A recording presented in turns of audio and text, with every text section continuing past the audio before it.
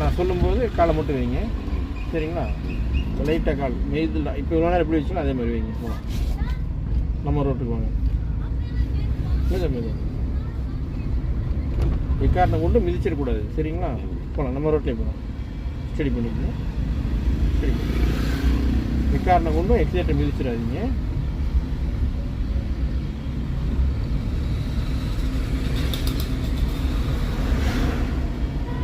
கால் எடுத்துக்கங்க. போகலாம்.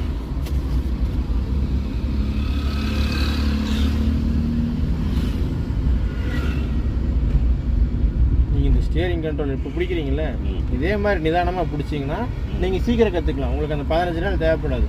அதுக்குள்ளே நீங்கள் கற்றுக்கலாம். அதுக்கப்புறம் பேலன்ஸ் இருக்க அந்த எவ்வளோ சீக்கிரம் கற்றுக்கிட்டோம், மீதி நாள் நம்ம வாட்டுக்கு நீட்டாக ஜாலியாக வண்டி ஓட்டிட்டு போயிட்டே இருக்கோம். சரிங்களா? எல்லாமே இந்த பைக்ஸ் மெத்தட் தான். அதே தான்.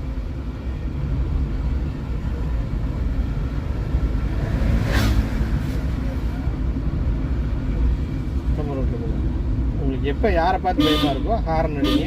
ஹார்ன் அடிச்சதுக்கப்புறம் எக்ஸிலேட்டர் தயவுசெய்து காலை எடுத்துருங்க. சரிங்களா? எக்ஸிலேட்டர் யாரை பார்த்து மிதிச்சிடக்கூடாது. காலை எடுத்துருங்க.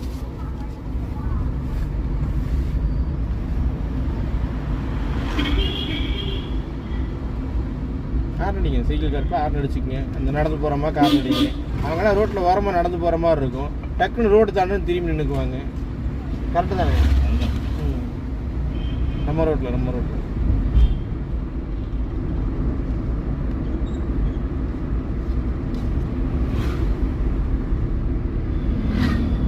கால் எடுத்துக்கங்க. வண்டி ஸ்பீடாக போனால் நாங்கள் பிரேக் கண்ட்ரோல் பண்ணிக்குவோம். இன்றைக்கி நம்ம நாளைக்குலாம் நீங்கள் கண்ட்ரோல் பண்ணுற மாதிரி இருக்கும். சரிங்களா? பரவாயில்லைங்களா? வண்டி ஓட்டுறதுக்கு ஃபீல் நல்லா இருக்கா? கார் ஓட்டுறதுக்கு கொஞ்சம் பயமாக இருக்கும். அந்த பயம் வந்து இன்னும் 2-3 நாள் போச்சுன்னா ஆட்டோமேட்டிக்காக டிலேட் ஆகிடும். சரிங்களா? இப்போ இருக்கிற பயம் இன்னும் 2-3 நாள் போனால் இருக்காது. அடுத்த ஆர்வம் ஜாஸ்தி ஆகிடும். சரிங்களா? போகலாம். எக்ஸைட் லைட்டாக தொட்டிங்கன்னா வண்டி போகும். எக்ஸிலேட்டர் எக்காரணம் கொண்டும் மிதிச்சிடக்கூடாது. இப்போ எப்படி டச் பண்ணுறீங்களோ இதே மாதிரி தொட்டிங்கன்னா வண்டி போய்கிட்டே இருக்கும். வண்டி நம்ம சொல்கிறத பூராமே கேட்கும்.